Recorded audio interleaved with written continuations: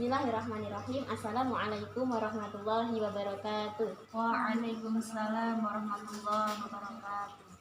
Alhamdulillahirabbil alamin. Assalatu wassalamu ala asrofil anbiya'i wal mursalin wa ala alihi wa sahbihi ajma'in, amma ba'du. Puji syukur alhamdulillah kepada Allah ya teman-teman, karena Allah yang memberikan kita nikmat sehat, nikmat iman, nikmat Islam, nikmat waktu luang, sehingga alhamdulillah saya dapat bertemu teman-teman semua, kalian bertemu dengan saya dalam keadaan sehat walafiat tanpa halangan suatu apapun. Alhamdulillah. Kedua kalinya salawat dan salam tetap tercurahkan kepada junjungan kita Nabi Muhammad SAW yang telah membawa kita dari zaman jahiliyah hingga zaman Islamnya, dari zaman naik onta hingga naik Toyota, dari zaman nulis di pelepah kurma sampai nulis di sosial media. Alhamdulillah. Dan semua itu kita hanya ingin mendapatkan syafaatnya di yaumul kiamah nanti. Amin. Nah, teman-teman, hari ini saya ingin menyampaikan sedikit kultum yang semoga bermanfaat untuk teman-teman semua tentang 3 pilar kehidupan. Yang pertama, ada dari mana kamu berasal. Yang kedua, untuk apa kita hidup. Dan yang ketiga, kemana kita akan kembali setelah kehidupan ini. Nah, kita kupas secara tuntas ya. Yang pertama, dari mana kita berasal. Untuk seorang muslim, saya meyakini, teman-teman meyakini kalau kita diciptakan dari Allah, sebagaimana Allah berfirman dalam Al-Quran surat Ghafir ayat 67.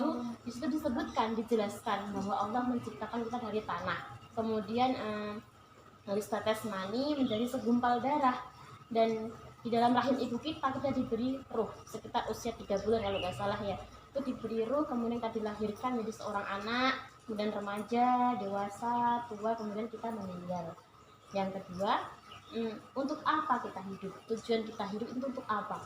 Nah, di sini disebutkan dalam Al-Quran surat Az-Zariyat ayat 56 yang berbunyi, Bismillahirrahmanirrahim. Wa ma khalaqtul jinna wal insa illa liya'budun. Dan Allah itu menciptakan manusia, menciptakan jin dan manusia untuk beribadah kepada Allah. Nah, beribadah itu sendiri bukan hanya sholat, kemudian ngaji, kemudian puasa, sedekah, enggak. Ibadah itu luas. Kita bekerja juga ibadah, makan juga ibadah, tergantung niatnya. Nah, ibadah itu diterima oleh Allah karena 2 hal. Yang pertama, karena niatnya. Yang kedua, sesuai aturan Allah atau tidak. Niatnya itu ikhlas karena Allah Ta'ala. Nah, yang kedua ini agak sulit, harus sesuai dengan aturan Allah. Nah, jadi kalau kita udah yakin, oh aku hidup ini untuk ibadah, jadi apa-apa mikir, aku kalau gini Allah suka nggak ya, kalau aku melakukan ini Allah marah nggak ya. Wajib banget itu kita tanamkan di hidup kita. Setuju ya? Setuju. Pernah juga ada temanku yang tanya sama saya, Mbak, kalau pakai skincare itu gimana bagi perempuan? Nah, saya jawab, kalau skincare itu hal yang wajib, Mbak. Karena apa? Wanita itu kalau udah menikah apalagi wajib banget harus wangi, cantik di depan suami. Nggak mungkin kalau suami pulang kerja memandang istrinya itu, aduh, istrinya itu pakai daster, baunya ikan asin. Kita sebagai seorang wanita ketika sudah berkeluarga wajib banget tampil secantik mungkin di depan suami. Nah, yang ketiga, yaitu kemana kita akan kembali.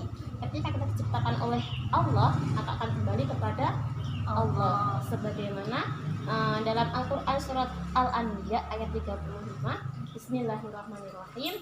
Kullu nafsin dha'iqatul maut. Tiap-tiap yang bernyawa atau yang berjiwa akan merasakan sebuah kematian. Nah, ketika mati itu ada yang beranggapan, wah kalau udah meninggal akan tenang. Nah, itu tenang bagi orang yang beriman. Sedangkan untuk orang yang beriman itu akan merasakan, Masya Allah, siksaan yang dari apa yang dia lakukan di semasa di dunia ini. Nah, pernah saya pribadi pernah berdiskusi dengan orang tua.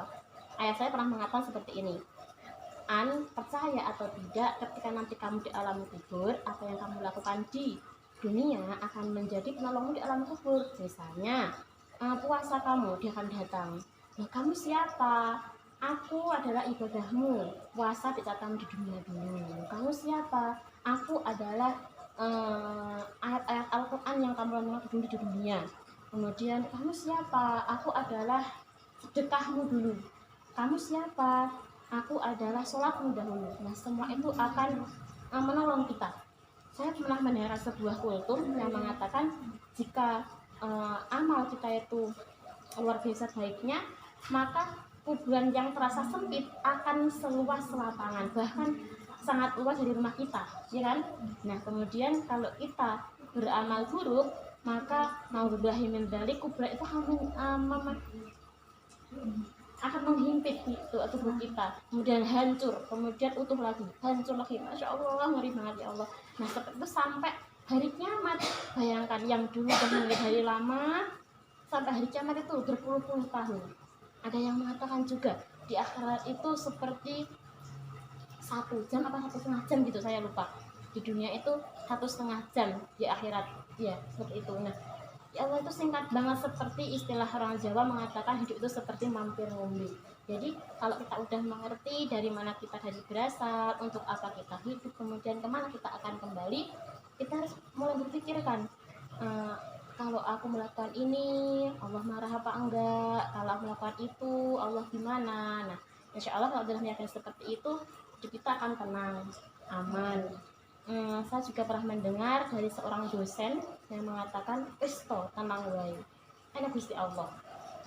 Ada juga yang mengatakan nanti katanya kamu lulusan sarjana setelah itu jadi apa, jangan ya cari kerja tapi mendapat kerja. Kerjanya apa? Ya itu Gusti Allah yang ngatur.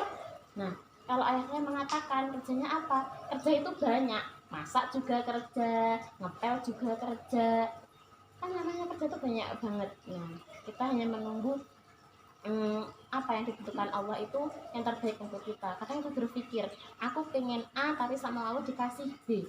Nah, itu bisa saja apa yang menurut Allah itu lebih baik dari apa yang menurut kita. Begitu ya kesimpulannya, kita hidup dari Allah, ibadah untuk Allah, dan kembali untuk Allah. Terima kasih teman-teman semua, semoga bermanfaat ya untuk hari ini. Dari saya mohon maaf jika ada salah, sesungguhnya jika ada kekurangan dari saya pribadi, jika ada kelebihan dari Allah. Terima kasih. Wassalamualaikum warahmatullahi wabarakatuh. Waalaikumsalam warahmatullahi wabarakatuh.